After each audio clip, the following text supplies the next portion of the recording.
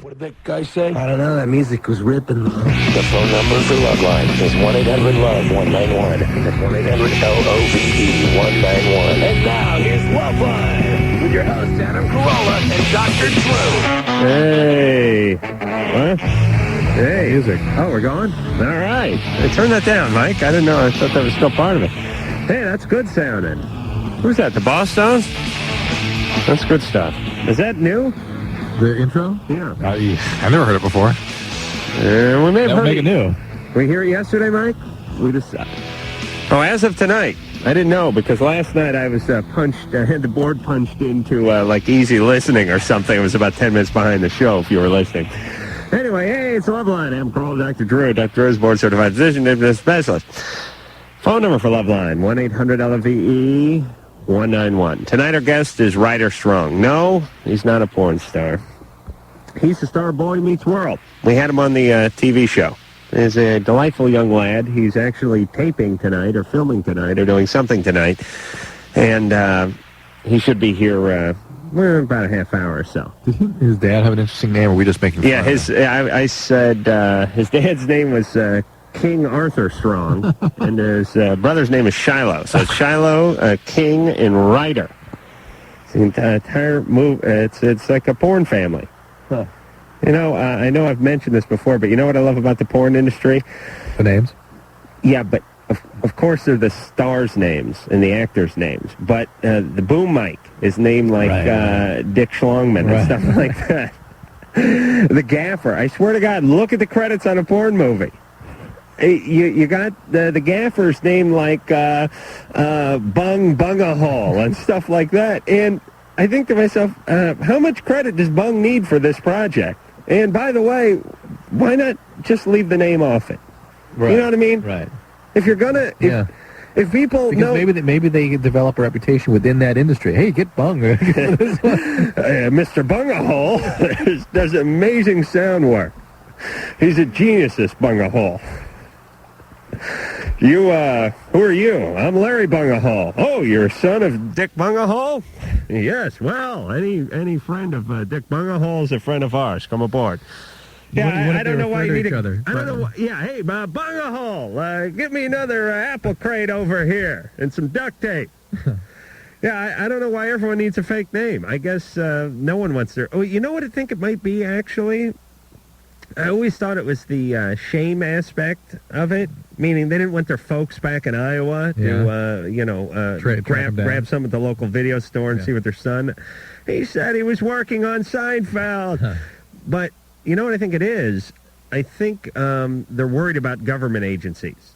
I don't know if it's the IRS or whoever the hell it is. But pornography is kind of weird. It's sort of illegal. Really? Yeah. I haven't really looked into it in a big way, but it's one of these things that technically is illegal, I believe. Someone should call and enlighten us tonight, because people say this all the time. Hey, how come prostitution is illegal, but if someone films you getting it on and you pay the chick, it's legal, which is essentially pornography. And I always say, I don't think it's legal. I think it just goes by. There's certain things in society that exist that aren't legal, but they get by using certain avenues. The point is I think they could be busted if the Supreme Court went another direction, or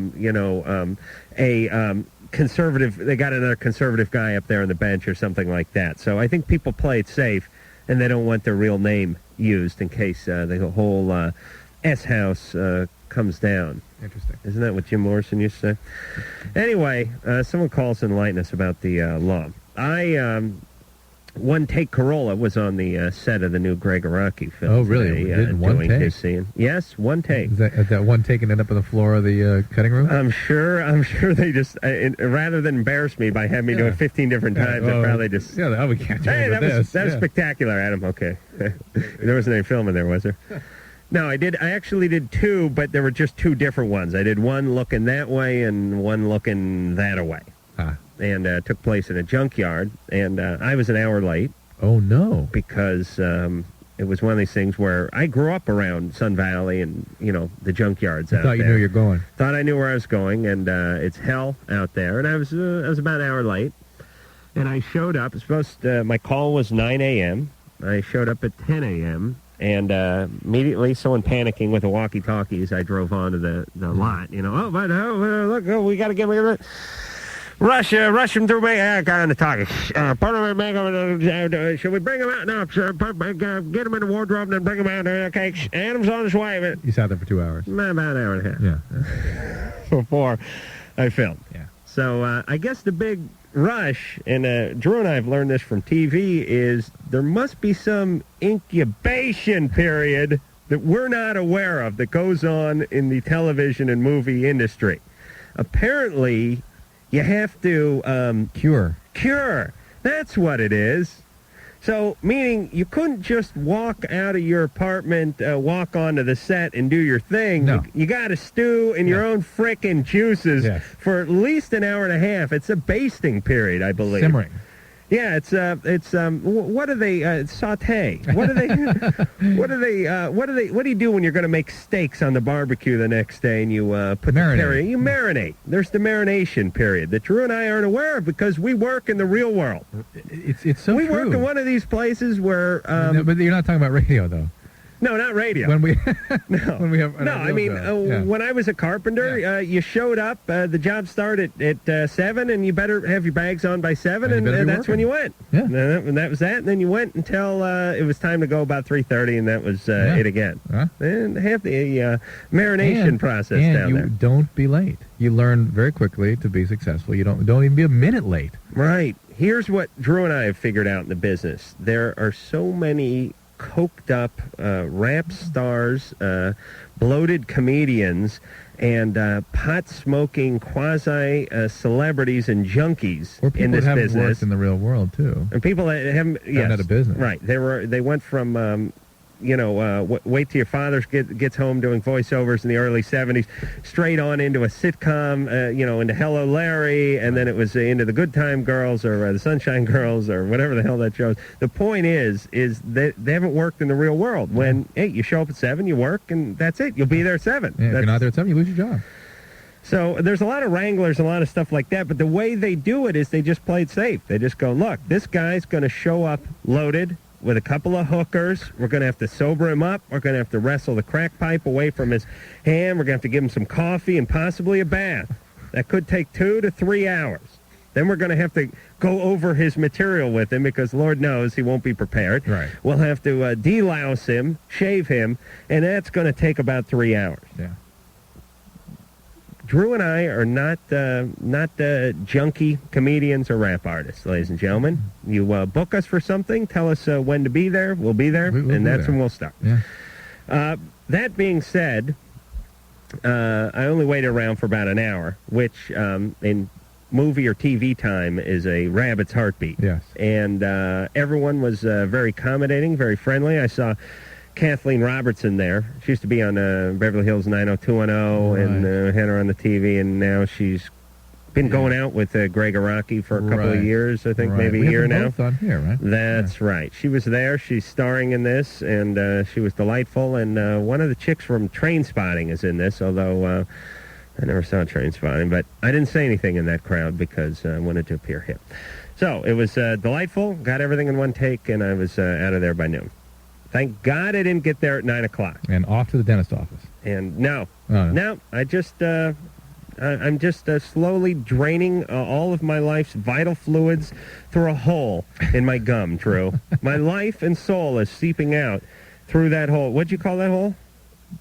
It's just an abscess that's drained. Oh, you guys. Oh, all right. I don't want to get into that because we'll lose a lot of listeners. But it is, what's going on in my mouth is worse than the camps of World War II.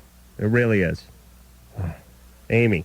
Yeah. You're 23. Yes, I am. People want to know why I'm in a foul mood all the time. But the left side of my mouth has been killing me for 6 weeks It does look like something that Monty Python would create for one of their characters. Oh, my God. In England during the times when people had no medical or dental care.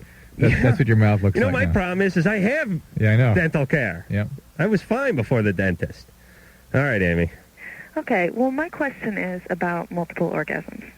I have them, and I assumed that most women did. I mean, I knew some women had problems, but I assumed of the women that could have them, that they were multiple. You know, one of the advantages of being female. I wouldn't say most. Okay, well, that was one of my questions. And it depends how you define multiple too. I mean, Okay. women mostly have much shorter refractory periods than men. So Okay. multiple may be one after another within a few minutes, but multiple really means one on top of the other Okay. with no refractoriness. One on top of the other. Yeah, but it's still, you know what it seems like to me? You help me on this, Drew. It seems like men, we have one orgasm. We have one big one. It's like we almost have, it's like if it was an earthquake, it'd be a 7.0. We have one 7.0. And God says, look, guys, you get one 7.0, or you women, you could have a whole bunch of tremors. I wouldn't say tremors. I mean, I wouldn't know what you're talking about. Yeah, but can you have like 3 7.0s in a row? I know it's possible for a few individuals, but it seems like it's like you only got so much, and you're going to let it go in increments. You know what I'm saying? I guess. You almost, just intuitively, you wonder whether the muscles could handle that amount of spasming. You know? Right. Okay, well, because Or I the was bladder. Yeah, go ahead. talking to two close friends of mine that were both guys, and they seemed kind of shocked. Eventually, we started talking about this. Shocked at what? I'm sorry, what? What were they shocked about? When I told them about what was possible for me, they were surprised. All right, what is because of possible? What? What is it you're talking about? What is possible? Over the course of an hour, I could probably have, not an exaggeration, 30 or 40. And I'm serious. Mm-hmm. And they were shocked. Mm-hmm. And 30. I was right. wondering, is this common? I just assumed Is that... this when you're with a man? No. Have you ever done this with a man? No. How many have you had with a man? Maybe one. Boy, talk about withholding. You're shorting this guy like 37 orgasms. Well, my question is... He's still strutting around like a peacock. Well, when I Until he talked... finds out about this. Oh, my God. Could you imagine? Yeah, how do you have... All right, so you have 35 alone? Well, over the course of a period of time, but yes. Yeah. Yeah, oh, well, it's over an hour. Yeah. Well, that's a adulthood for most women. That's not... It's not uncommon. It's not rare, but it's not common. But they can't be 35, what you'd say, the kind of that would level a city. You know what I mean? Yeah, I suppose. You can't. Your eyes would pop out. You'd go deaf in one ear. Your feelings would go like shooting out and bust the TV picture tube. It'd be like a John Hughes film. Right. And my other question about it was, do you think is it psychological or is there a basis in genetics? Because I'm a twin, and in talking to my sister, it's the same for her. Oh, boy. Can you imagine getting between these two? Like 65 orgasms in the last 18 minutes. Well, It is primarily a biological Oh, my God. issue. There certainly are some emotional components, but it is just, I think, primarily sort of, because I don't know never what word thought you it was put to it, but it's biological. So Amy was either brought up in the most healthiest of sexual environment, No, I or don't she was think- just continually raped from the doctor raped her when she left her mother. No, I think this is just some women are prone to this kind of experience and some are not, and that's the way it goes. Huh. And, Interesting. So in a percentage... I don't have that number in my Okay. head. Can you imagine what a horrible start that would be if the doctor felt you up Let as me- you left I'm going to your give mother? a guess. Go ahead. 10 just go ahead and keep going. 10 to 20%. I'll just fade out here. Go ahead, All Ann. right. Check hole. All right, listen, Amy. Uh-huh. If it ain't broke, don't diddle it. Right. All right, good. Don't worry about You're it. fine? Okay. You can work? Work on finding a partner that can help you out that Coax way. a second out of you. Right. Well, that's another thing I was Oh, thinking. boy. Do I have a problem with this just being by myself kind of thing? Because... I don't know. If I were you, I'd just go ahead and plywood over the windows and lock the doors. I mean, you got a choice between 1 and 35. Uh-huh. Unless you can get a guy to meet you around 18. That's a no-brainer. Okay. All right, well, get a guy and get him, Yeah. get him to work on you a little. Okay. All right. Oh, boy. They can't be real serious orgasms. You're hoping not, anyway. They just It couldn't be. wouldn't the scale of She'd be- justice. It would not be a just world, would it? If She'd be evicted. You know what I mean? yeah. it's like here's the difference. It'd be like I don't know. It'd be like someone saying you could hop a whole bunch of times a foot off the ground, but you couldn't jump a whole bunch of times 6 feet off the ground. But here's the really scary thing: if men could do this, the society would grind to a halt. Yeah, it'd be it. Yeah. Yeah. Because There'd think be about it. no more work days. At what point is she satiated? I mean, men are used to being, Yeah, that's right. You would never get out of your porn chair. No. How do you know I have a porn chair? Just guessed. Who told you I had a porn I chair? didn't know. I'm just guessing. Jason. You really have one? Well, every chair is a porn chair in the Carolla home. Jason. Yeah. You're 19. Yes, I am. What's going on? I was wondering, I have hepatitis C. How'd you get it? Through blood transfusion. I've had 5 open heart surgeries. What for? I had congenital heart disease when I was born. I have, What do you got? I don't know what exactly. Tetralogy or something like that? I have 2 artificial valves and stuff. So you don't know the name. There's several names for the tetralogy of Fallot is a common one. Does that sound familiar? No, it's something. When I was born, my ventricles were flipped over, and then they corrected themselves. Maybe you were just upside down. I don't So it's transposition of the great vessels. Yep, that's right. Transposition of the great vessels. Yeah. So it's True. his what should have been coming out of the left ventricle into the body was going into the lungs. Yep. And the other way around. Oh, It that's was going out of the ventricle. That's amazing that That's you survived pleasant. that. I mean, that's tremendous. Yeah. You doing okay? Yeah. I had a heart cath not about a month ago. Yeah. I passed out, and they weren't sure what it was from, but they didn't find anything. So Or do they have you on antiarrhythmic medicines? I'm on Minoxin and Coumadin and Prinavil. Aren't all white people on anti-rhythmic medicine, Drew? Isn't that true? Have you ever That's seen them out? anti-rhythmic. This is anti-arrhythmic. Oh, See, okay, that's different. So he's on blood thinners, and he's on a medicine that decreases the pressure the heart has to pump against, and he's on an old medication that's been used since the Egyptian times that decreases rapid heartbeat. Yeah, but Jason, you don't know the agony of a bad tooth. Let me tell you about my gum. I don't. All right.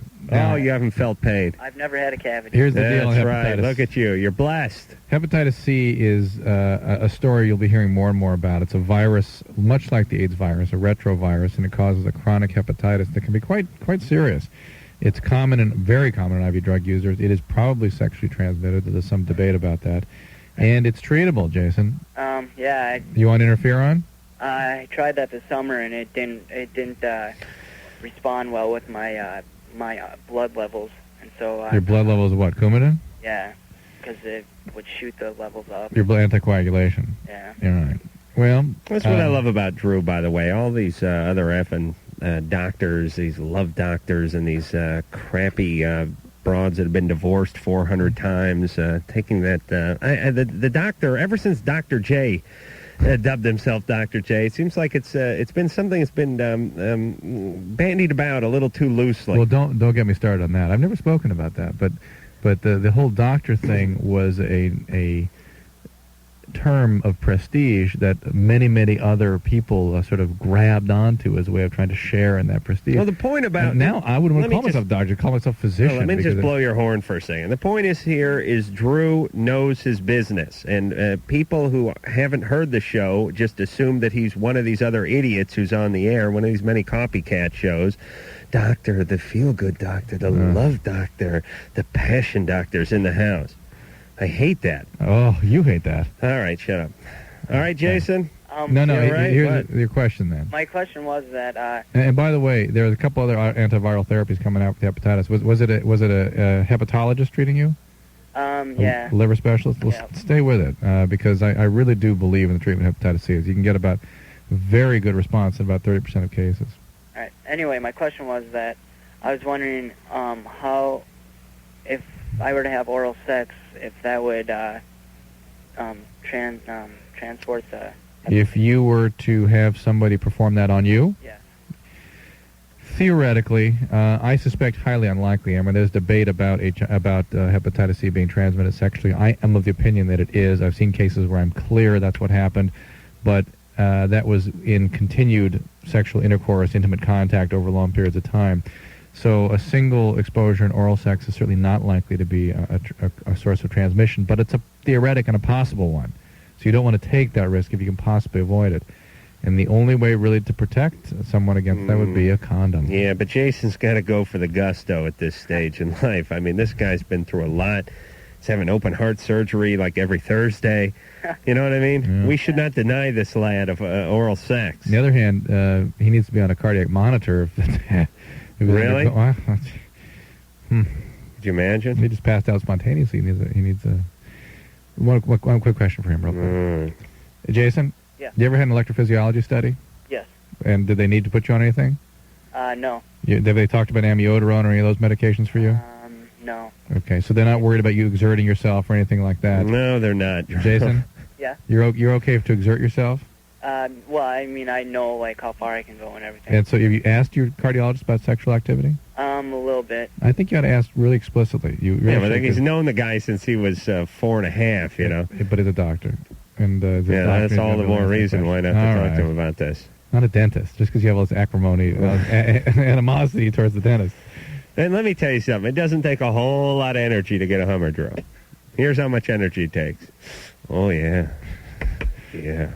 But did we talk to somebody the other day that had some kind of funny reaction? Well, stop breathing. Remember that? Some guy? Oh, no, he was doing it to some... I misinterpreted what he was saying, remember? Oh, yeah. Yeah. You know, the beauty of Drew is he can regurgitate his misinterpretations. So he can go back and relive his confusion. Humiliation and or confusion. Oh, boy. Hey, Drew. Yeah. 25 years ago, Jason be dead, right? In the ground. Absolutely. Right? Well, he would have been one of these babies who died within hours of birth. Within hours of birth. Now, he's 19 years old. He's looking to get a blowjob. Now, if dentists were ruling the world, this Jason would be so much manure. Everyone would be dead. If you took dentists and put them in the place of doctors, that'd be it. I just keep thinking about Monty Python films. People would get some sort of staph infection or something. You're going down. Let's start making out your will. I scraped my elbow, Doc. Ooh. Well, we'll have the priest. We'll get the priest right away. I'm sorry. But that'd be it, right? Yeah. And everyone would go down. They'd be going down just like my mouth. All right. Drew, you want to sell the hell out of the next call? Ben, parents are making it really hard for him to see his girlfriend because of a difference in their religious Oh, this is good. I'm always at my best with these calls. Hey, it's Loveline. Adam Carolla. Dr. Drew, Ryder Strong from Boy Meets World is here Friday nights, ABC. Drew's brought his book. What the hell is that, Drew? Okay. Phone number for Loveline, 1-800-LOVE-191. Fax number 310-854-4455. Welcome to the show, Ryder. Thank you very much. Ryder's a very gracious guest. He walked in, he immediately apologized for being late and did the double handshake where he extends one hand and then grabs the other. Yeah, like the Japanese do. It means more that way. Yeah, I was very, very touched by that, especially by a teen and Tiger Beat idol. Oh, God. Like Ryder. Jeez, what a gig. Ryder was telling me that he had a hellish day because he had to go to school. Drew, are you going to pedal I'm through listening. that? Like, Anne's asked me to Put do the something book for her. away. For Christ's sake, relax. I mean, what if Anne told you to like knit her something? If it took me 2 seconds, I'd do it. Drew, you got to take this show more seriously. Now put the book away and look at it during the break. Talk to your producer. Who's our... Oh, Anne. Is that what she is? How come you always call her Coffee Girl? Okay, she didn't hear that? Good. All right, so anyway, Ryder. Ryder was saying, Drew, that he went to school this morning. Oh, yeah. And well, then... I was up until about, like, the wee hours of the morning, three or so, writing a paper, because I had a paper due this morning. Okay. So I finished my paper, turned it in on time. I had classes from 9:30 to 12:30. Got out of school, had, like, a nice little half-hour break, rushed over to work, and then I've been at work all day. It's been How a old are you? really long day. 18. What would that be like at 18? I don't know. Hey, here was my schedule at 18. Get up, masturbate, take a shower, masturbate, eat breakfast, masturbate, and then fake an illness, stay home, and masturbate. Yeah. That was, and then fake an injury later on in the week and masturbate more. But wouldn't you go throw a pot or something somewhere there? Smoke pot? What? No, throw a pot. Yeah, I'd probably make something out of clay and maybe chuck a lemon at the neighbor's dog. And that was my rigorous schedule at the writer's age. Sounds nice. 18. Now, Waste of a first brain. off, going to school Yeah. is a complete waste for you at this point in your life. And let me explain what your classes should be. First off, you should just be taking, here's 2 classes. How not to marry a gold digger and rehab. I'd put you in rehab right now. I know you may have never done a drug in your life. I'd put you right in a rehab. You have a lot of preconceived notions of what a teen idol is supposed to be. I'm just saying, here's why you go to school. You go to high school so you can go to college. You go to college, you can go to grad school. You go to grad school so you can make money. Enlightenment. You've That's why already I made go it. to school. But you know what? You got AM radio. You got the Discovery Channel. You got Lifetime.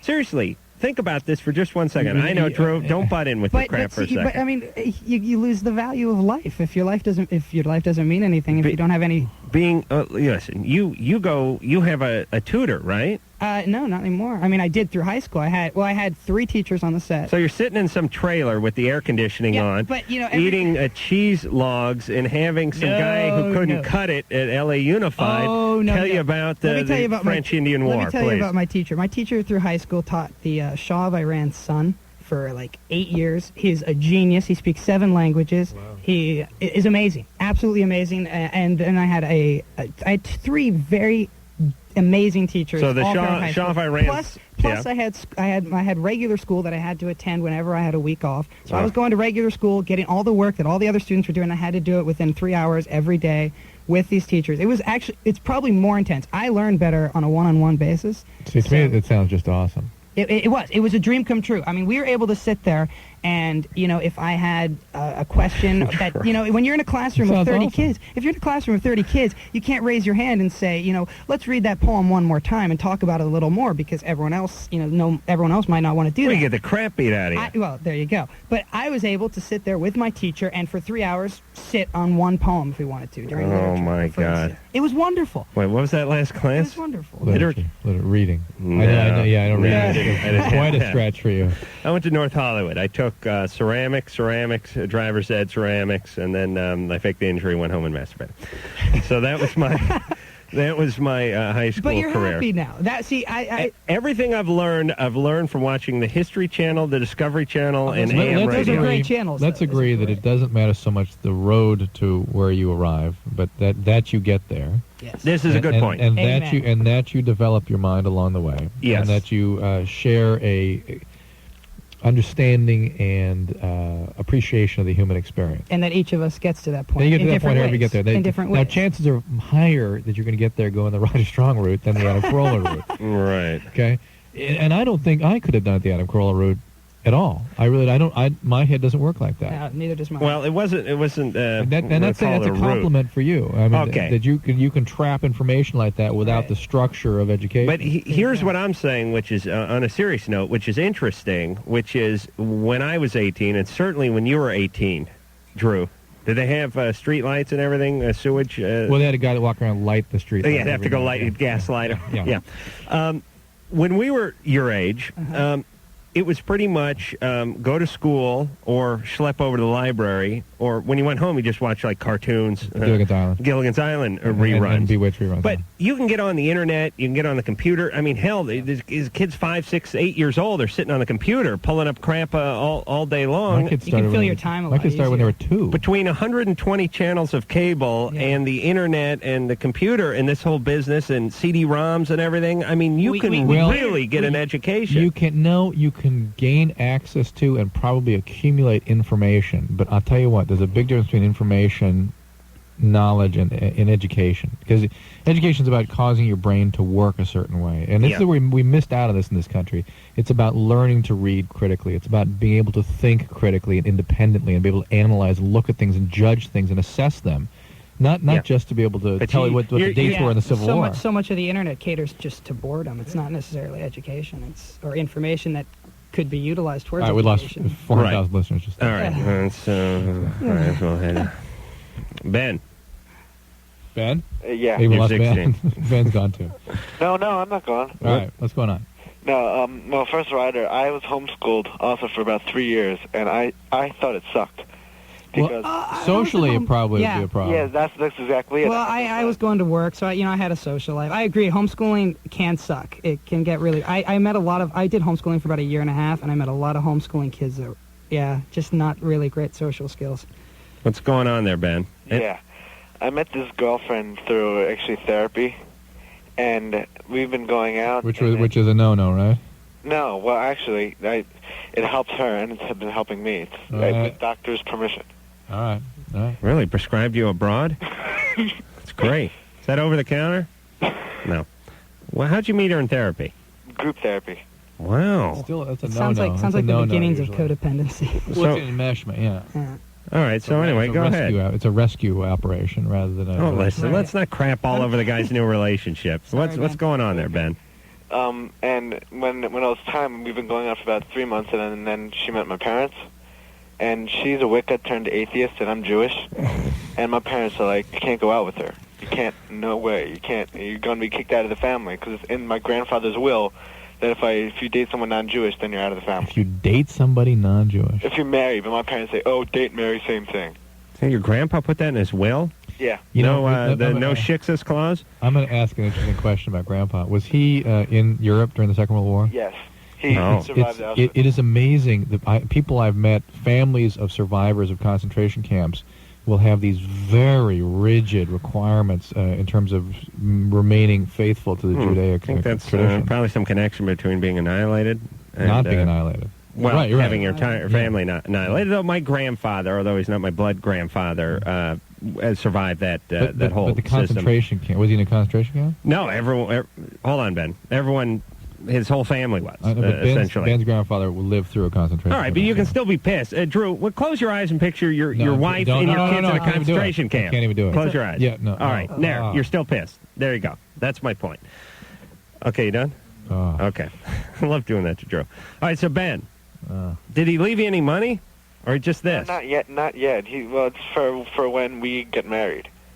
We get the money when we get married. You know, could you at least appeal to your parents that perhaps your girlfriend is confused and the Wicca / atheist / whatever may someday convert to a Judaic faith? Yeah, that's what my rabbi says. That's why he actually allows me, because I'm Orthodox. So, it's really a big deal to stay in the religion. And so it's not that your faith has been shaken, nor that you're even saying you would marry her. You're just expecting her to maybe come around, and you'd like to have a relationship in the meantime. Right. And you wouldn't require her to come around, right? No. You would just need her to come around if you were going to marry her. If I was going to marry her. And that's why I'm allowed to go out with her, because normally I'm not allowed to go out unless for the purpose of marriage. Oh. And so that's why my rabbi thinks she's going to convert, because she's already confused about life. Yeah. Is the religious thing a source of tension in the relationship, though? I mean, do you guys have not debates at all. about this? Between the two of them, it's not a problem. It's just between he and his family. Yeah, then don't worry about it. She was Wicca turned atheist? Yeah. She's moving up the scale. Yeah. Yeah, she's moving toward sanity, according to Drew. Well, let me tell you about atheists. Atheist is like a blank canvas, just ready for you to get out the old Jewish paints and decorate her as you will. Blue and white, preferably. All right, Ben? Yeah. Yeah. So you don't have to tear her from the clutches of another religion. You just have to convince her yours is best.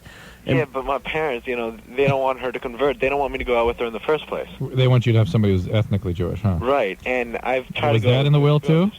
What? Was that in the will, too? That it needs to be an ethnic Jew?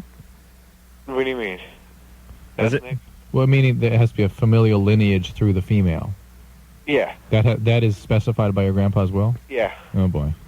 Oh, well. This guy's a pain in the ass, this grandfather of yours, I got to tell you. All right, I say you both go Jehovah's Witness and move out of the house. Oh, boy. And I apologize for my flippant remarks. Well, please, a Wicca. Well, that's not a real religion. It's really. When I was applying, when I was getting ready to go to school, they gave us a list. You had to check off what religion you were if you wanted to worship or whatever.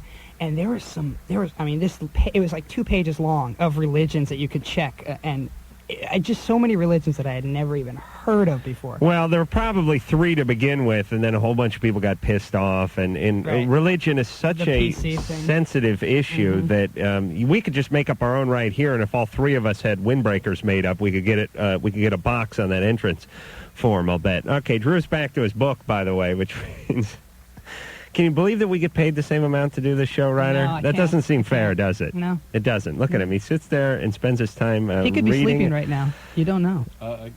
I'll tell you, if you ever wore sunglasses in here, Drew, I'd think you were sleeping most of the time. All right. Where the hell were we? Ryder Strong as here. I was about to say Ryder Storm is here. I know, a lot of people say it, yeah. Thinking about a door, so. And we'll be back. Adam Carolla, Dr. Drew. Ryder Strong is here from Boy Meets World. Friday nights, ABC at, I think, 8:30, but it could be 8. I think it's 8:30, but... I'm going 8:30. Between I saw it last week. the Sabrina episodes. Yes. 8:30. And there, one's at 8, one's at 9, right? So there you go. Is it Are you between... doing 2 Sabrinas? Yeah. Yeah. They do a whole Sabrina marathon every Friday. Wow. Yeah, and then Boy... how long's Boy Meets World been on? This is our 5th year. Holy... Oh, yeah. Nice. Incredible. It's one of those shows that a lot of people haven't heard of, but the people that do watch, we have a following, definitely. Interesting. But tell me if this is just my perception, or maybe we won't get to the bottom of it here, but doesn't it seem like, even though it's been on for 5 seasons, that maybe in the last 4 or 5 months it has gotten more publicity, or more people have become aware of it Did it than move the last... to Friday night? No, It's always we've been been in TGIF. Yeah, we were there before Sabrina. Are the Sabrina ratings, became... Are the ratings going up just on that night, and so that's... Yeah, the ratings are going up for the night, but Yeah. actually, last week we got our best rating yet, so yeah, I guess it is getting better. And how long have you been on it? All 5 years. Oh, my God. Yeah, I've been Look on at since you. the pilot. Oh, that's it. You're done. Now you realize how funny it is, him going to school. And you realize the rehab and the gold digging training. He also realize how funny our work is. Yeah. So you don't have... This thing will go to syndication, right? Yeah, we've already... Yeah, No, I've already made a deal. Oh, that's it. Hey, buddy. What's going on? No. Oh, my God. You know, the beauty of radio is they if you're on 5 days a week, you get paid for 4 days, and that's it. Oh, could you imagine, Drew? And, Drew, you've been doing Loveline for how many years now? 83. Could you imagine having a syndication deal? You know, I've never had a job. Listen, I've never had a job where I made money for other than the time I put in. I haven't either. Yeah, that's always been my life. Here were my 3 jobs in life, basically, as an adult. Carpet cleaning, where you didn't really even get paid for the drive there and back out to the Pizza Hut, although there was the $10 minimum, meaning if you're getting $6.50 an hour and you cleaned one Pizza Hut in like an hour and 15 minutes, you got $10. So that was a big moneymaker there. Then construction, which was no health insurance, no dental insurance, no insurance in general, and if you twisted your ankle and you were down for a week, then you didn't get paid that week. And you had to run to the bank to hammer the check, by the way, because a certain amount of them would bounce each week. There is something strangely healthy about all this, though. You know? About what? About having had those experiences and doing them for a long time. Poor Ryder will never know what it's like to do without. Boy, you've been deprived. No, this summer I'm planning on getting a job in a movie theater. I just want to relax. There you Go. I don't know. I'll probably either just go home for the summer or go somewhere else. North of San Francisco, a really small town, and just go relax there. Yeah, and but don't get a job work. at the I want to get a job at a movie. I've always wanted to work in a movie theater. Always wanted to be a ticket taker, projection worker, something at a movie theater. I love movie theaters. That's going to last 10 minutes. No, that's why I want to do it, because I've never had that experience and because it seems like I never would. But let me tell you about the real world. It's horrible. Horrible place where no one makes any money. You know, though, I was talking to, who the hell we have, Tom Arnold, last week. Yeah. And, you know, Tom Arnold is one of these guys who, pluck chickens for a living and stuff like that. You know, worked at a Hormel slaughterhouse. And, this guy's had some jobs, right? And Tom Arnold is, what is Tom Arnold? Early 40s? Mid-40s, I think, yeah. Mid-40s. Yeah. Tom Arnold was probably pretty damn close to the poverty line. For a long time. 30, early 30s, sure. no problem, right? 20s, certainly. Yeah. So here's a guy who knows what it's like to make $1.85 an hour packing sausage. I know that sounds a little suggestive, but you know what I'm saying? Cleaning up guts or something in the factory. Here's a guy who probably enjoys the hell out of getting paid way too much for whatever he's doing right now. Ryder, you'll never know that. You'll never know that. No, that's not to be disparaging of Ryder at all. No, we're just trying to make ourselves feel better. Yeah, that's what it is. You wouldn't have this lump on your hand if you didn't. to construction and boxing. Oh, the pain and humility. Stephanie, Yes. you're 28. Yes, I am. You're on with Ryder Strong. Yeah, we didn't mean to depress you about not being depressed. It's okay. Thanks. Well, I have basically two parts of the question that I'm hoping that both you and Dr. Drew could probably both help me. It started off, I was in a relationship about 3 years ago that lasted about 2 years, and it was just all wrong. I was depressed during the relationship, so I went to a therapist and had made a decision to dump him because he was my father. And what was your father all about? My father and mother are still married over 30 years now. He is an alcoholic. I've kind of labeled him as a joke in the family as a sporadic alcoholic. He could be totally sober for a whole year and then for a whole month make everybody's life miserable. And was your job to sort of keep him pieced together and keep the peace in the family? I was the only one, that really would fight back. I moved out of the house when I was 17. He was physically abusive when we were younger. Yeah. And I decided that when I started fighting back, he kicked me out of the house. My father's always made it a point to kind of mentally abuse us horribly. My brother's in jail. All right, we got the picture. Yeah. I met someone in a circumstance, my car broke down, and I met him, and he gave me his number. I am so afraid to call this gentleman. I don't know what to do. How about we call him, Stephanie? No. Yes. No. This is genius. But how did you get his phone number? What happened is I live in the Midwest, and we had a horrible snowstorm, and my car broke down, and I sat there for almost 3 hours in the snow, and he pulled over and just not only offered me a ride to the phone and everything, he drove me home. And I lived quite a while away from where I had broken down, and he really didn't have to do that. So many people drove by. Now, see, interestingly, now we know Stephanie's radar is sort of off. And her take on this is, oh, here's my rescuer, here's a guy, and my take on it is, here's an abuser, just sizing up a good victim. And just. Well, I thought that too, Dr. Drew, but the guy, he picked her up and drove her to a phone booth? It just sounds, but I'd drive her an hour away, and pull up in the snow, and other people weren't doing it. Well, a lot of she people lives in the had already Midwest. asked. Huh? A lot of people had already asked if I wanted a ride, and I said no, because it wasn't the greatest area that I was in. So you figured you'd stay there and freeze? Pardon? You figured you'd stay longer in that greatest area and just eat snow or something? Well, no, it just, I had a tow coming eventually. Oh, okay. It was just... I see. All right, how'd you get the guy's phone number? He gave it to me. It's about an hour drive to my house where he drove me, and we just started talking, and I just haven't felt that compatible with anybody in quite some time. Well, hold on a second. Let me yell through. There's no harm in investigating this.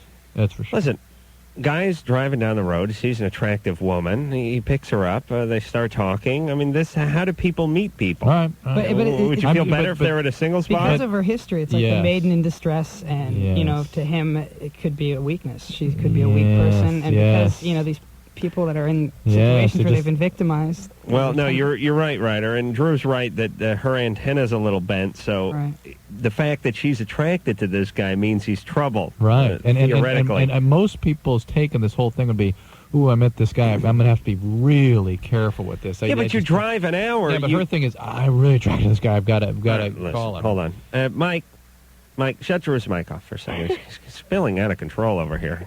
I don't know. Ryder's doing something to him. It's a whole education thing. Drew's got wood over the whole thing. Stephanie? Yes.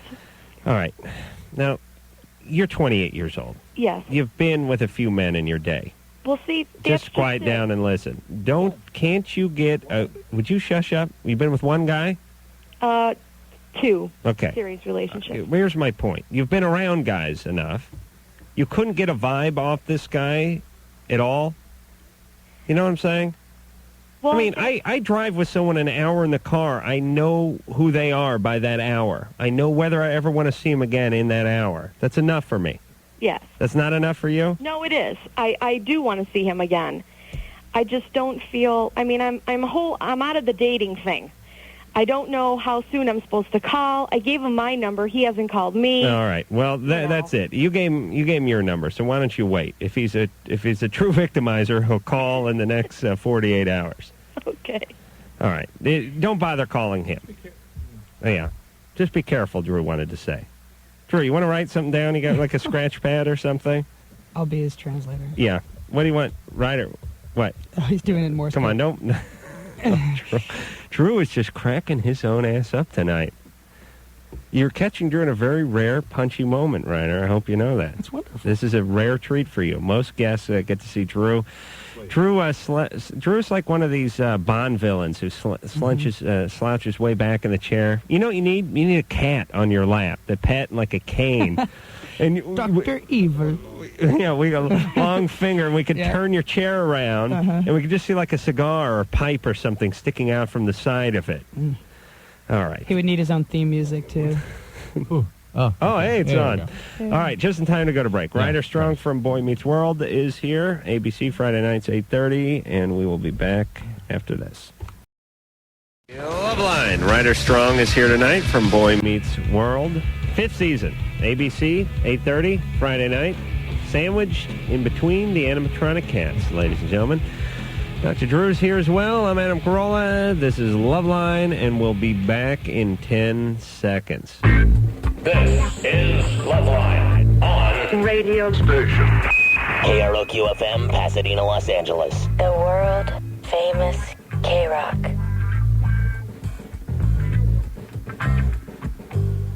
Yeah, I didn't know either. What? Radio professionals that we are. Right. Yeah. We're just realizing we had no idea what that 10-second break is for. I think FCC rules are that you have to give the call letters of the station every hour, once an hour. I think across. Mike, once an hour. Why is that? Wow. No, Mike doesn't know. Mike's just chomping on the bit over You there. have to identify where you're broadcasting from. Yeah, why is that? It just goes back to like ancient times when when radio first started and had to say what station you're broadcasting from. It must have something to do with should there be a military siege or something that you know what frequencies who's broadcasting what. With ham radio, it's at the beginning and end of every broadcast, I believe. See, it has something to do with. Mike, you don't know anything about ham radio, do you? Good. Let me tell you, the internet porn thing's already out of control. And don't start up with the ham radio. One more thing for Mike to do that involves sitting, snacking, and whacking. All right. Let's move ahead here. Jed. Yeah. You're 20. Yeah. What's going on? Well, my girlfriend found some crusty stuff around her nipple and squeezed it, and some drops came out, and she was lactating. And I was wondering if what causes that? Is that normal? Well, there's a number of things that can cause that. The most common reason that happens is pregnancy. Yeah. So is there any chance she's pregnant? I don't think so. Well, you want to check that out. How often, how fast will it start? Some people are pretty sensitive to that. It can happen right away. Really? Could it be like within like a week?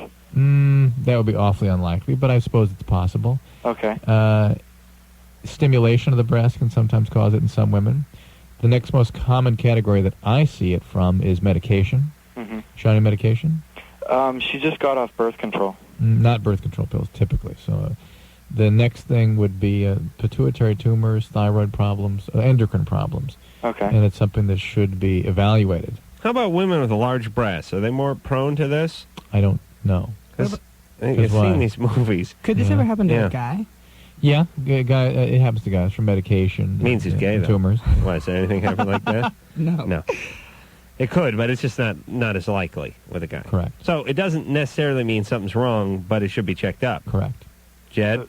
So she should get a pregnancy test or what? For sure, a pregnancy test right away, but then she also needs to see a doctor to make sure there's not something else going on here. But if she gets a pregnancy test and it comes up positive, then she needs to see a doctor for a pregnancy. Right.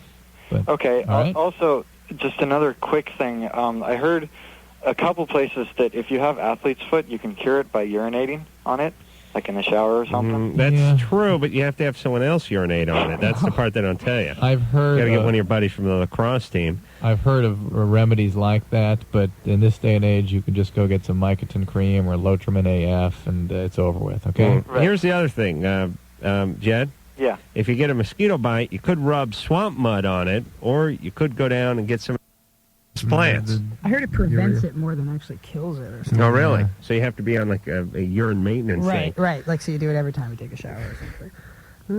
I won't pee directly on my feet when I'm in the shower, but I'm sure some gets to it. It may be slightly diluted, but it gets there.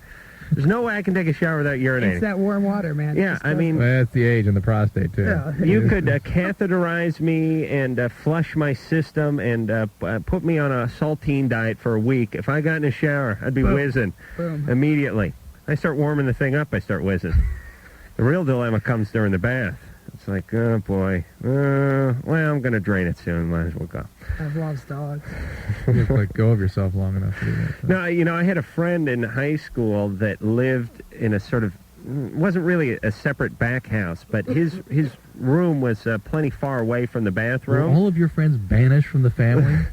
My friends, the philosophy that, and the one that my family subscribed to as well, is if we can't really kick them out of the house, but let's keep them as far away from the rest of the people. All your friends were like raised in cages and things. Yeah, it was like we had a whooping cough in the turn of the century or something. We're quarantined. And then kept together. Right. A roving band of adolescents. So this guy, John, he had a room that was way off of where the bathroom was, and he had a back door. And his thing is he just pee out the back door every night, and he had this really full-looking, like, ficus plant or something, and it was a very robust plant, and he had, after 6 or 10 months of urinating on it, just from this one vantage point, had carved a notch in the thing. It looked like Half Dome. It was this, from one side, it was this beautiful shrub, and from the other side, it was this hollowed-out, dead brown thing, and that's when I realized the power of urine. So, see, Drew, He could have gotten chemistry credit for that. Yeah, that's a good experiment. If he'd potted the plant and brought it in, yeah, he could have got some extra credit. Curtis. Yes. Hey, you're 32. Yes, I am. They don't teach you that in homeschooling, no, right? they don't. Had a question. I've got this book that says about making money off your body, all different stuff you can sell. But the one thing I was thinking about was a kidney. I heard you can get like $30,000 for one. Wonderful. Mm-hmm. Hey, does this book also include like hair and stuff like that? Yeah. Like semen. What's some of the other goodies? Hair. I've tapped into a never-ending vein of pus coming out of my right gum. Could I cash that in for something? Is there any kind of pus bank? You got the hair thing pus going black too. market or something? Oh, the hair, yeah. Well, for the kidney, you got to go to a different country. Interesting. And have them take it out. Well, how much for different things? Do you have any? Like the kidney, it's up to $30,000 to $50,000. Mm-hmm. How much for a lung? Oh, I don't know. Hopefully $100,000, but I'm not going to. Drew, what do you got in you can do without? You know what I'm saying? I got 2 kidneys. That's why I was wondering. Yeah. Could I spare a couple of feet of intestine?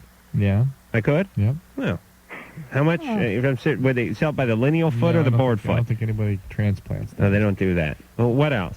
What don't you need? You don't need your appendix, but neither does anyone else, Anything right? you have 2 of, I suppose you could manage with 1. Well, people donate kidneys to, like, siblings or something. Yeah, but, I understand the case you're making, but you need to understand, do you have children or siblings or anything? I have one child. Yeah. Can you understand how different it would be offering a kidney to the child? Yeah, I can understand that. It's I haven't run thing. off and done it yet. That's right. Different deal. I wouldn't think twice about doing it for a kid. Now, they take it out for you, Curtis? Yes. No, okay. You understand it's a major operation with all the potential complications that go with it. Well, that doesn't worry me as much as And one kidney, long-term well, effects. one kidney is one kidney. If something goes wrong with the one, that's it. Well, here's the question. If the one kidney is functioning properly, can you go through your entire life? Yes. With no problems? Correct.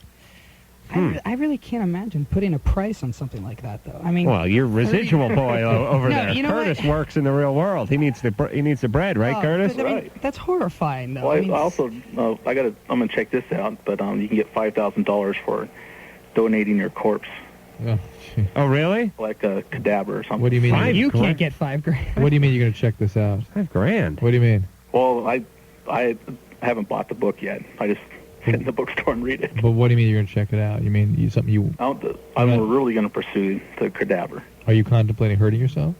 No. It's just, should that happen? No, it's not that. I mean, no, they give you the $5,000 before you die. It's like you sign a contract. What do you think, Drew? They pay off and then they kill you? That's creepy to me. I don't know. All I this don't know if they black put a market tattoo on you or what. body parts for that's so creepy. That's like Really? Is it really $5,000 for the corpse? You're caught up on this, aren't you? Yeah. I'm taking the human anatomy right now, and that's how that corpse thing came up. Do you think I could sell Drews and just get like $2,500?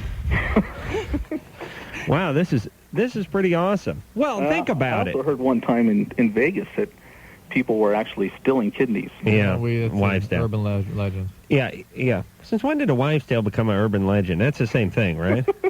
Basically, yeah. Okay, so here's the deal. I'm guessing that a new corpse is got to be worth more than a decrepit, aging corpse. Yeah, but right? you don't know when the corpse will be available, at what stage in its development. Right. So if they knew it was going to be a young corpse, maybe they pay more. They pay like actually, $10,000. I'll tell you what. If it's just for, I don't know who's wanting the corpse, but if it's for anatomy, the shriveled up old folks are the best. Oh, really? Yeah. Why? You don't want a lot of muscle mass around, for one thing. You don't want to have to cut that away. You want to see the muscle in its relation to other muscles, but you don't need a giant muscle there to get Right. it away, and you don't want any fat. Mm-hmm. And lean. Maybe you're being sold to some sort of necrophiliac fetish club or That's something. nice. That's Ooh. got to be nice, being passed around the party. But if you think about it, you get the $5,000, and I'm guessing you probably save another $2,000 or $3,000 on the whole burial and the ceremony. You know what I mean? I mean, it costs something to put you in a casket and do that this whole show is mess. taking a whole new morbid turn this week. Yeah. This week, though. Really? Well, between James on was that Sunday with the dog. Okay, I was having sex with a dog, right? We had quite a consensual, by the way. interesting- Don't consensual. Oh, the dog Don't- chose this. Don't pass judgment. Oh, really? Very consensual. He was doing things to that dog that dog couldn't even dream of. His other buddies in obedience school. Man's best friend. Oh, really? They really were best buddies. Oh, I mean, doesn't it seem like you would have to have a pretty low view of your own body to want? I mean, I understand that the dead body. I mean, like, if you don't care about yourself You have to be after a little you're dead. detached, and you have to be desperate. Yeah, I mean, you really have to like be willing. I mean, I don't know.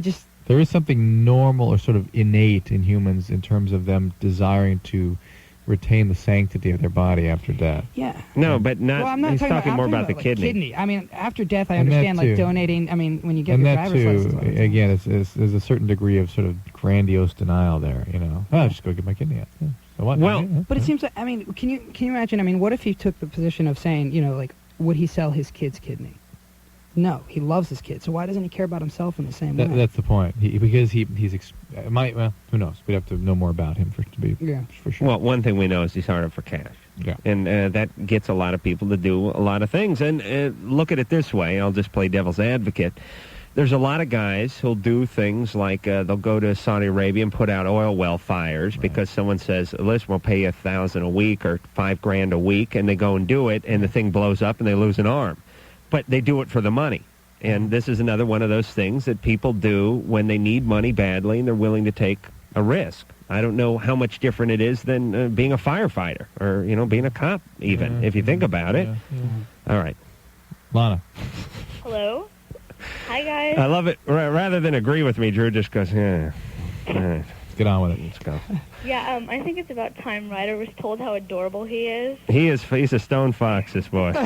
If I were 10 years younger, you'd be on the run. I'd be chasing you around the studio. Oh, God. Ryder. Yeah. You're such a cutie. I love your smile. It's absolutely gorgeous. Oh, well, thank you. He lights up the whole studio, Lana. And I was wondering if you could, like, send me an autographed picture or something. Yeah, sure. If you write to ABC, I don't know the exact address, but if you write to ABC, I'll get you one. Okay. Okay. Now, my problem is... He'll have his publicist stamp one. I know how the business You're goes. horrible. It's okay. I know you don't love me. Ouch. Yeah, okay. My problem is I've been having lots of trouble lately, pretty much getting close to guys. I'll make friends with the guy or something, and then he'll start telling me how much he cares about me, and then I'll just, like, can't hear it anymore, and, like, I'll stop talking to him completely. And, I don't know, I just can't get close to anyone lately. Ever since, like, the end of 8th grade, I haven't really been able to talk to anyone, like, What happened then? What happened? nothing. Nothing happened? You didn't have some boyfriend and break up or something? I only had like one boyfriend. Like I've, made out with guys and lots of stuff like that, but I've only had one boyfriend, and that lasted for like a month and a half. Where's your dad? Here. How was that? How was that one boyfriend? My dad is like my best friend. Wait, how was that one boyfriend? Oh, he was great, but How's you have any problems with food? not really. See, that's the thing, because I can't really figure out what it is. Like, True, you're getting an eating disorder, or is that me belching up garlic that got you on the food topic? I was talking to you. What are you talking about? Oh, you are? Oh, I thought you were talking to Lana. Made myself some nice garlic pasta today.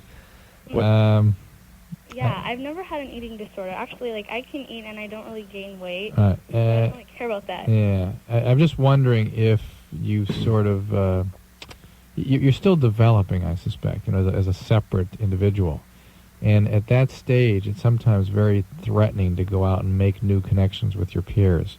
Have your parents encouraged you to go out and be sociable? They're kind of overprotective. See, that's what I'm picking up on. Oh, Drew. That's good. That's what I'm getting They're here. not, like, insanely overprotective. I understand, but they're invading your ability to develop as a separate person. And well, there's this one guy who, like, he was, like, my best friend, and I was, like, madly in love with him up until the minute that he told me, like, he loved me so much and was always too shy to tell me about it. it just scared you, freaked you out. You wonder why guys have such complexes by the time they get out of high school. Here's this chick, she's madly in love with him for all this time, pining away from him. He finally musters the courage to confront her and tells her love, and then she dumps him right there. Yeah, but also the thing is, like, well, I kind of have, like, big breasts. And when guys approach me, I kind of get really suspicious. Yeah. Sure, that's healthy suspicion. Think, like, are they looking down at, like, something else, or are they, like, looking at my face, or what? Like, I can't really, like... I think it's time for my speech about aesthetics in our society, being a breast man. And I know Ryder told me off air that he was a big bus fan. So, What? Yeah. Come on. It seems worse when you deny it. So just, Thanks. You put me in a wonderful position here. Go along with me here. He was going to be in a new miniseries called Boy Meets Boob. Yes. Yes. Just boob, not boobs. It's going to be on HBO. Listen, men are attracted to a woman's physical form. Man, especially in high school. And sometimes they like a beautiful set of legs or beautiful set of eyes or high cheekbones or beautiful teeth or big boobs. Whatever it is, this is what guys are into. They're into one's physicality. And boobs happen to be part of that, and they happen to be a large part, larger for some than for others. But I still don't see the big difference. Meaning, if there was a girl who was just an amazingly attractive woman, I mean just a supermodel type who was flat-chested and many guys were interested in her, we wouldn't make a big deal out of it. You know what is Why is that? The breast has a more primitive fetishistic quality that objectifies the woman more than the face, which is more about the person.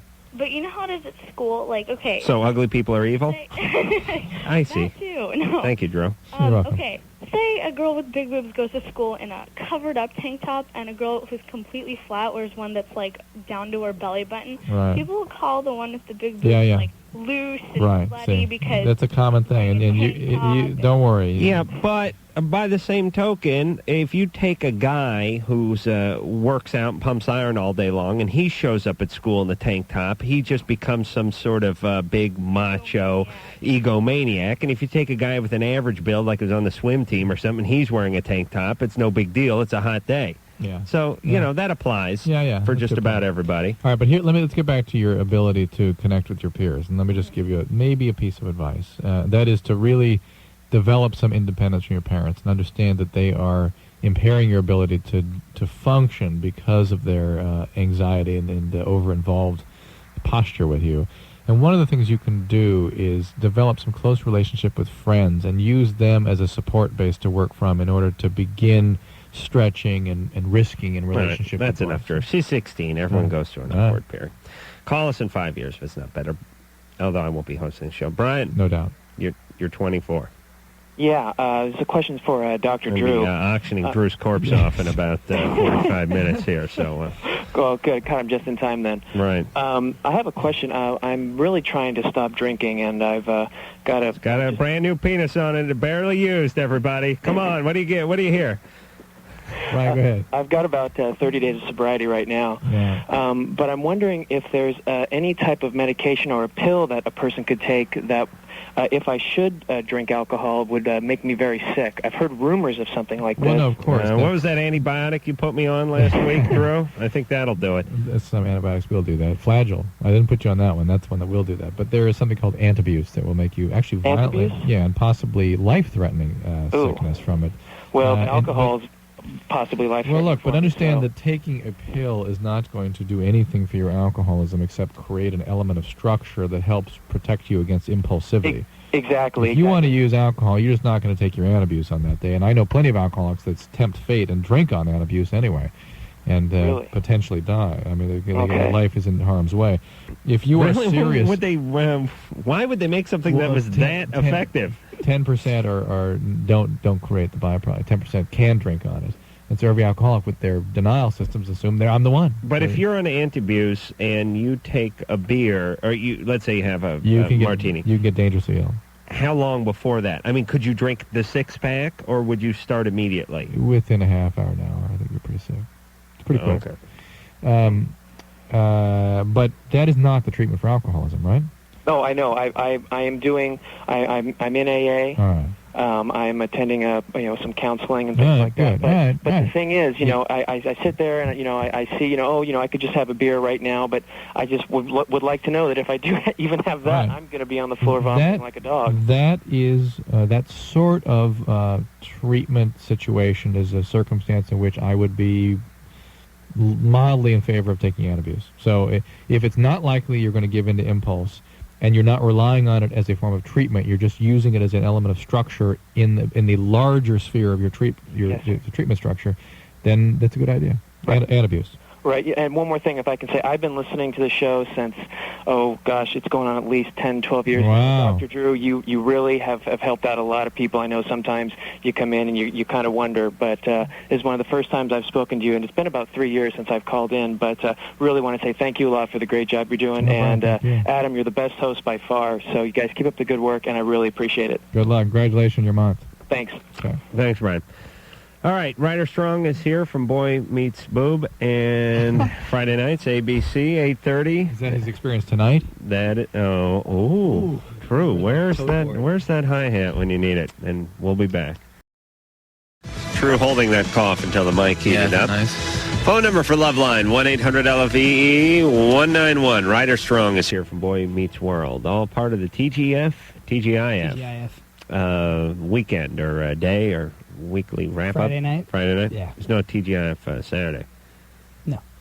Friday's the family night. Mm-hmm. What is up with that? How come? That's what you're doing on Friday. Yeah. I always end up sitting home watching TV Friday night, too, but why is that? Oh, we don't have to do this show. We don't do this show, and we're sort of winding down from the week, and it's hard to go out on a Friday night when you have a family. You're tired. Yeah, but here's what I wonder. I wonder if society dictated TV or TV dictated society. No, because Some publicists the kids out don't. there. Right. Yeah, the kids aren't doing homework on Friday night, and they're not having to go to bed early on Friday night. All right, so it's Sabrina, Boy Meets World, and then Sabrina, and then it's When Swarms Attack, I think. No. I don't know what's on after Sabrina. Oh, it's like Teen Angel? Oh, Teen Angel. And then is it one of those 2020 news programs or something? That's ABC, yeah. Those are the ones I love. ABC. Those are my favorite shows ever. You sit there and they take the $18 bottle of shampoo and they put it next to the 85-cent bottle of shampoo, and they bring it to some polymer chemist and they find out it has the same components in it, and then I yell at my girlfriend, you see? You make fun of me for washing my hair with Dawn for the last year and a half, but you see who's right?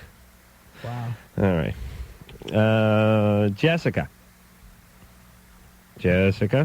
Uh-oh. She asleep, Mike? There she is. Here? No. Oh, my God. She's asleep. Well, she's been on hold for 101 minute and 1 And she second. fell asleep. That's so sweet. Isn't that cute? That She's is. 14. Aw. Listen to her. That's so peaceful. In fact, I'm going to join her. You We'll joined her just sit about here. 40 minutes ago, Drew. I got news for you.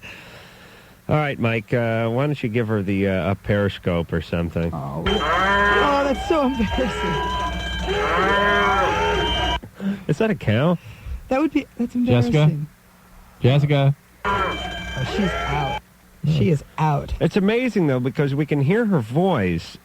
I wonder if the phone is positioned in such a way where her ear isn't up to it. Or she's just out, you know. I mean, if I were out, see, you're a light sleeper. If I were out and it wasn't something I had to hear, you know, it was something urgent, I wouldn't hear it. Yeah. I have to get the loudest alarm clocks because if I... Oh, really? Oh, God. Yeah, it doesn't... Not me. Neighbor's dog breaks wind, and I'm up out of my bed like a volunteer fireman. It's horrible. All right, well, we'll keep Jessica on hold just for fun. And maybe later on we'll give her some subliminal suggestion. We'll see if she can kill. Tony. Hey, how you guys doing? Turner, what the hell is that movie? Telephone with Charles Bronson. You know, every 10 years they come out with one of these movies where people program other people to kill, and there's some sort of code word, and the Pope's coming in town, and there's only one guy. It's usually Charles Bronson, who knows about this. I don't know why. His captain doesn't believe him. No one believes him. So he has to strike out on his own. And play by his own rules. Yeah, he plays by his own rules. That's right. And by the way, if you're going to, and this is just a tip to all the Hollywood guys that are writing these fabulous movies, and series ideas. No need for a guy to play by his own rules, because you don't really need rules if you're the only one who's playing by them. You know what I mean? You don't have to sit down and write down your own set of rules. You just do your own thing. You don't need rules, right, Drew? That's right. All right. But it still sounds cool. That, who's our new favorite guy? Del Cecchio. Della Ventura. Plays by his own rules, everybody. Tony? Yeah. You're 21. Right. What's going on? Well, there was this girl I was dating for that. Hey, you know what we need? We need a detective who plays by the Queen's rules. Is there Queen's rules? All right, sorry. Go ahead, Tony. Oh, this girl I was dating for 2.5 years, right? Mm-hmm. Hold on. I think Jessica woke up. Oh, I just got a note here. Hold on. Jessica? Hello? Hey. Hello. Good morning. Do you want me to take my question now? Yeah, what happened, Pumpkin? How'd you wake up? I don't know. I was just waking up and falling asleep and waking up, and then I just woke up right now. Mm-hmm. Show's riveting. Oh, really? She's just kind of dozing in and out. Yeah, you know, if the 700 Club were on the television, you'd be awake for this show, Jessica. Oh, my gosh. I'm so sorry. That's all right. What's going on? Well, my dad's been doing drugs for a long time, and he's been an alcoholic. And 2 years ago, for these past 2 years, he's been on and off drugs. And he was off drugs for 6 months. And then 2 months ago, he, no, it was more like a week or two ago, he told me he was back doing drugs again. And it was he'd done this 7 times. The first 4 times, it was I would cry myself to sleep, and it was why are you doing this to us, my family? Why did he tell you he was back on drugs, by the way? I don't know. My mom knew ever since that they've been married. He's not doing anything to anybody. It's just a disease that he has that he can't I know, contain. but it's been tearing my family apart. Of course it does, as it often And then, does. But I'll tell you, you can do things for yourself, and you can do things, by doing things for yourself, you can increase the probability that he'll do something for himself. But I really never thought about how I feel about the whole thing, because I've been taking care of my little brother and sister. Yeah. And so I really don't pay attention to how I feel. What's his drug of choice? Marijuana and other stuff. I really don't talk to him about it. But then he told me he was suicidal and stuff like this. Well, he's really doing a lot of confiding. Well, but Jessica's the parent of the family. You see. So she's been the parentalized child, which is something you're going to be very pissed off about, or are very pissed off. Has now damned you to a life of obsession and anger. No, it's what that's what happens, at least on a subconscious level, when people are parentalized. And he tells me this, and then I didn't cry, and it was I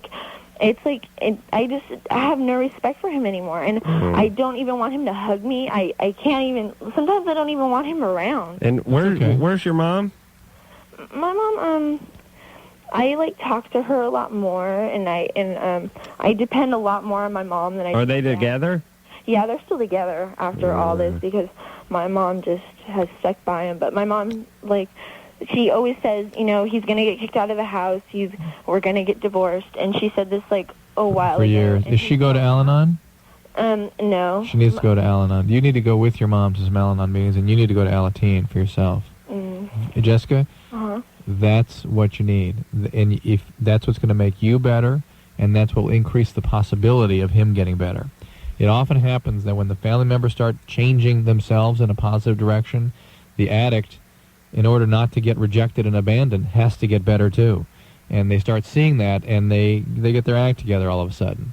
Right now, you're both enabling his use. I know you don't have any alternatives. I mean, you're the child. You, of course, you can't be responsible for this, but there are things you can do to make the situation healthier, and you need to go do it regularly. Well, and the deal is whether that coaxes him into some sort of treatment or not. Doesn't matter, because you'll get better. Andrew, can I go ahead and finish the thought? Nice. For Christ's sake, it's like the dummy taking over for the ventriloquist. All right, so anyway, yeah, what Drew said. And but here's the good news. And I know this sounds difficult and painful, but you get yourself involved with the Alateen or the Al-Anon program right now. By the time you're 18, or hell, 16, you're going to be so far ahead of the game in terms of where a lot of people are, because you have to realize this is all shades. It's not like you have a choice between coming from an abusive, drug-dependent family and the Cosby family. Everybody has their skeletons in the closet. Everyone has their source of instability in the family. And everyone comes out with different degrees of mental difficulties as they get out of, like, high school and stuff. Except for Ryder over here. He's just kayaking and learning and making money. Kayaking? Where did you get that? I said it on your bio here somewhere. So they're like white water rafting or something. Yeah, but anyway, the point is you'll have some real insights and be much further along emotionally and psychologically than a hell of a lot of people are by the time you're like 16 or 17. It may be a little bit of a blessing in disguise, but you got to get involved with it. She'd definitely be farther along than she would if she didn't go. Right. Yeah, you're going to be in a world of hurt otherwise. All right, but you sound intelligent, Jessica. You have a lot of feelings. You got to get to a place where you can talk about those. Okay. All right, so get your mom and go do that. Thank you. Thank you. Okay. All right. Well, glad you woke up. Tony. Yeah. All right, now we're ready for you. You're 21. What's going on? Well, there was this girl I was dating for 2.5 years, right? Mm-hmm. And we broke up, and I can't get my mind off of her. We've been broken up for like a year and a half. And I almost got killed over her too once. I got shot in the head because of her. Mm-hmm. And well, I don't know if I call that almost killed. It was only shot in the head. What? You hear about people surviving that all the time. What happened? Wow. Well, we broke up, and we were starting to talk to each other again. Mm-hmm. But one day I was waiting for her at her house, and some guys dropped her off. Mm-hmm. And I guess they recognized me or something. They started following me down, and they pulled out a gun at me, and I just, like, tried to get away from them. Some of Drew's, some frat buddies or something? Or these guys were, like, gangbangers, right? I think they were gangbangers. I'd say I'd go with the on that one. Yeah. All right, so, yeah, that sort of almost got you killed, but I guess you do play some role in that. And this is the a whole woman stalking part. At least she didn't pull the gun on him. him. Yeah, but she may have that capacity, and she's dating these guys. It's almost the same thing as if she pulled it, right? What is it up with you? Not quite. Not in the eyes of the law. I'll tell you that right now. She didn't know about the situation. She didn't know what had happened, you know? Yeah. So what happened, by the way? Where'd the bullet hit you? Like, next to my ear, behind my ear. Oh, boy. And where'd it go in? Did it go in? Yeah, but they took it out, though, that same day. It's been scalp. Oh, yeah, boy. It was in the scalp, yeah. It was? That's amazing. Lucky. Yeah. So lucky. Wow. Jeez, I had a little psoriasis. I was PO'd, but... Yes. Did they ever catch the guys? How do you feel about complaining about your damn tooth? Caught the guys, but I guess they sent one to juvenile hall for, like, I don't know, about 6 months. Yeah. And they gave the other guy, like, 2 years and, like, 5 years probation after that. Yeah, all right. Drew, let's stop eating these seeds. Come on. I'm sure they'll be fully rehabilitated by July. Yeah. All right, so, Tony, here's the deal. Get over it. Come on, what's up with you? That's enough of that nonsense. Well, I've been through this myself. And, you know, I wish there was some way I wish there's some way you could do like what they did on a Christmas Carol. The Christmas Carol? Right. Where they, the ghost of a girlfriend's past or wife's future or something could come back, take you, and have you go and revisit your life or your future, or whatever the hell it was. Because anything short of that is just a bunch of lip service, and it's really hard to talk you out of it. I know you feel like she's the only one for you. I know you go insane when you hear about her going out with other guys. Right. I know you're obsessive. I know it's many other aspects of your life are suffering because of this. But it's you, it's not her. It's all about you, and it doesn't have anything to do with her. And it's a very painful transition, but the only way to cure it is to really... Here's what I want to say. I raise my hand every once in a while like I'm in some sort of gospel choir or something when I have some sort of revelation. But, I think I forgot what it was. It's gone. Jeez, I got to get off the weed. Revelation about raising your hand. All right. No, here's what it is. The trailer's haunted. All right, here's what it is. It's not so much that you love her, it's that you don't love yourself and that your life is very small and very weak. And I'll just give you a real good example of this. When I was 21, I was installing closets with a bunch of born-again Christians, living in an apartment in North Hollywood with 3 guys, a 1-bedroom on Laurel Canyon with like gunfire and motorcycles. My life was an absolute mess, and when my girlfriend dumped me, it was more than I could bear. Now, I got a nice job, I make some nice money, I live in a nice house, and I don't think I could ever revisit that place. And it's not because I couldn't love a woman as much, or I don't care about my current girlfriend. It's just I could never, you can only get so low. It's like... Hugh Hefner and Donald Trump, I hate to use them as examples, but they could only be knocked down so low when their girlfriend or wife dumps them.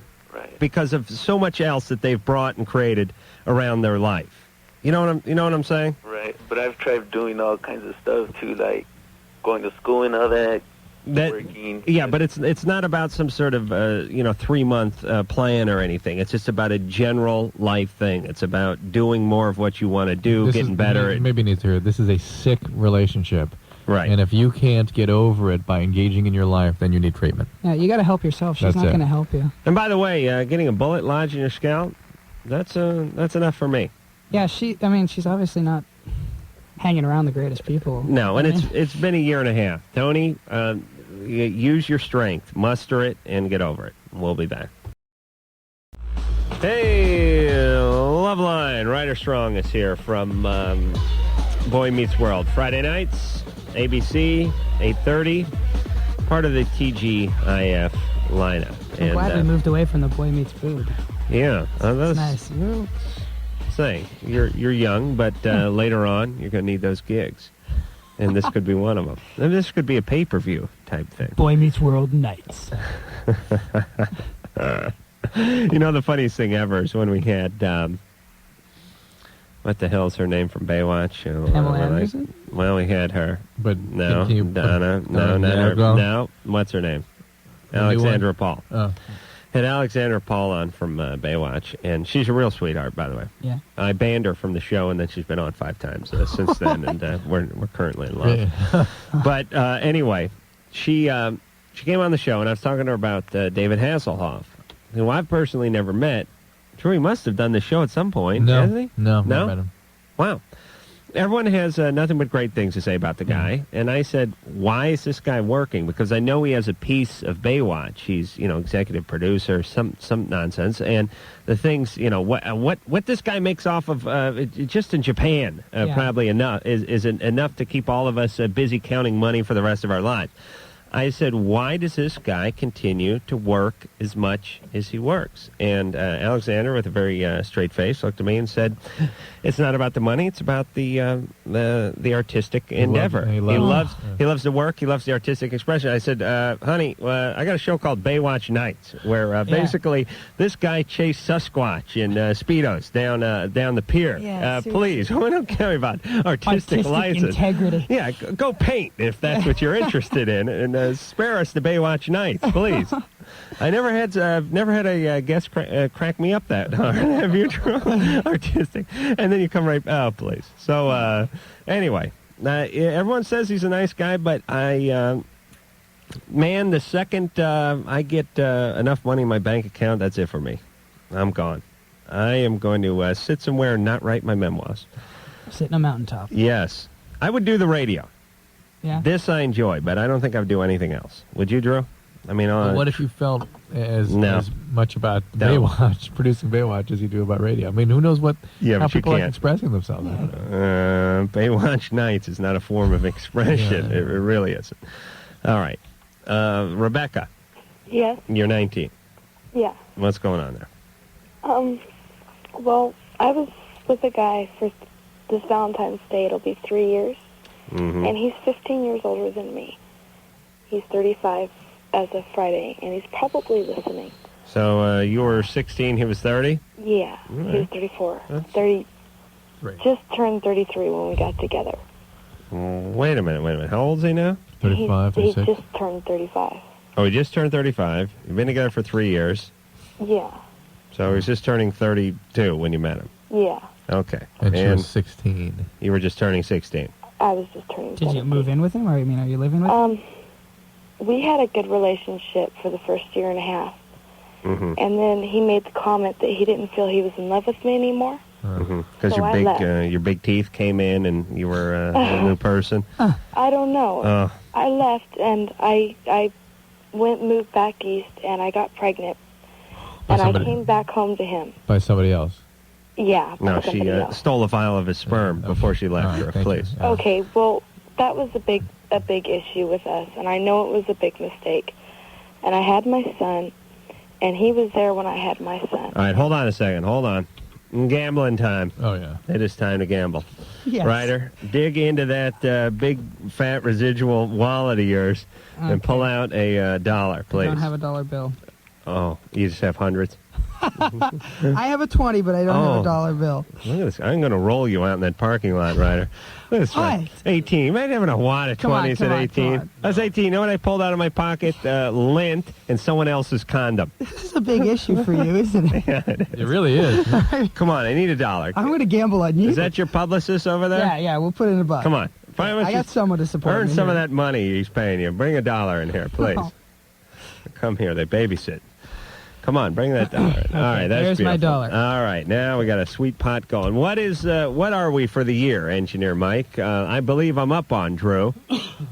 For Adam, you 1998. guys keep saying, well, I'll take a dollar out of that, and you keep splitting them. Well, there hasn't been a true winner all year long. Oh, please, I've won 2, you bastard. But you guys keep splitting them up afterwards. No, I've won 2 outright. Yeah, I know. I remember 1 outright. Maybe one. Last night. No, you didn't win last night, Ann. That was a push. You were close. All right, I say that I am 2-0-3. Okay, we'll give you 2 wins then. All right, I would be 2-0-3. Drew is 0. I'm not on 1. No, wait a minute. Shush.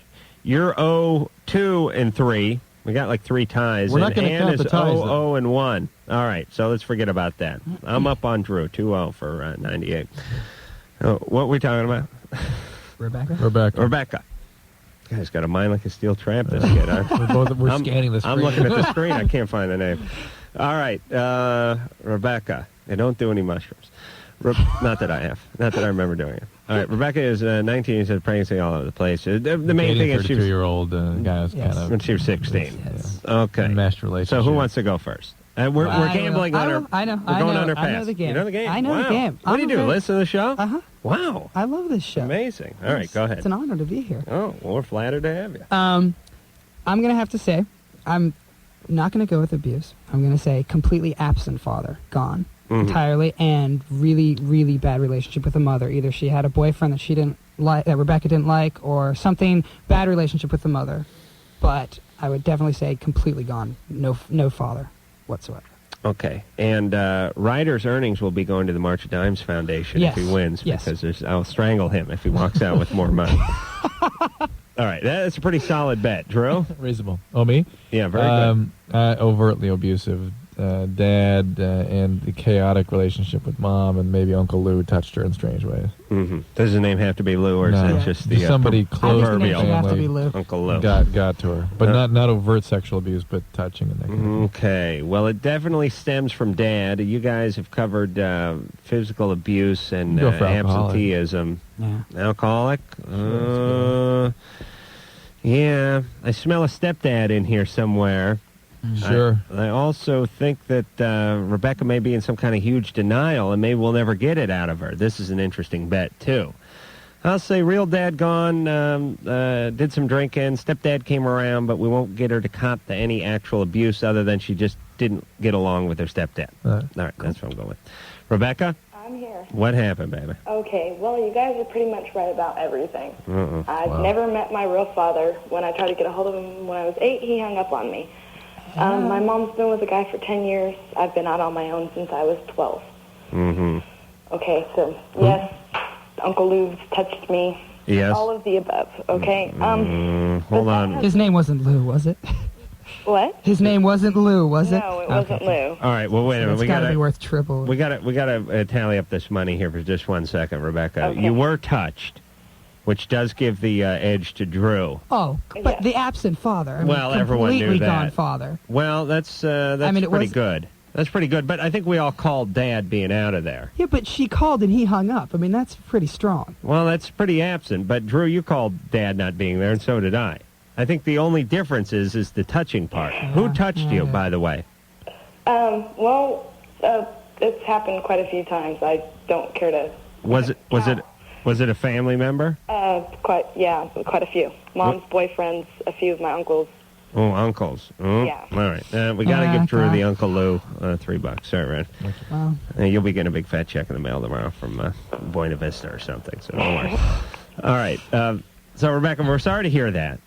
But obviously we could predict that something like that happened, and that's why you carried on the way you carried on. Not your fault at all, but the sad thing about our society is you know, you want to cry for Rebecca when she's 10 years old. When she's 19, you want her locked up in Norplant, put in her so she won't have any kids. It's really true. It's the same with guys who go on to be dangerous. They're being physically abused by their dad until they're 14, and then they go out and take a shot at somebody, and now it's time to put them in the electric chair. It's a real sad state. But Rebecca? Yes. We spend so much time gambling that we don't have much time for the call. I can tell you that the guy who's 35 is ne'er-do-well no matter what. Yeah. He's flawed with a capital F and F. Okay, but wait. This guy... Flaw starts with an F? Yeah. Okay, it's not like that. He does have his flaws, and he can be a jerk sometimes. Right. But it was my fault. It doesn't... Listen. Listen. This guy was 32 and dating a 16-year-old. No, listen. All right, listen. We got to go to break. We're going to talk to you when we get back real fast, okay? All right. Hang on there. We'll be back. All right, Ryder Strong is here. Boy Meets World, 8:30 ABC. Rebecca? I'm here. All right, listen, we got about 30 seconds. Okay. I I screwed him over, and I want him back. Good. Forget about him. Take care of your son. How old's your son? He's 7 months. 7 months? All right, here's your agenda for the next 5 years. Don't get pregnant. 18 years. No, I'm on birth control. I'm not. Good. Don't get pregnant and take care of your son and take some time for yourself, get a little therapy, do a little healing, and then see if you're attracted to this guy. I guarantee there's something fundamentally wrong with a 32-year-old that dates a 16-year-old. End of discussion. I don't care if it's Jerry Lee effing Lewis. Wait a minute. Yeah, okay. Thought I made something up. All right. Ryder, thank you very much. We're plumb out of time. So until next time, it's Adam Carolla for Dr. Drew saying mahalo.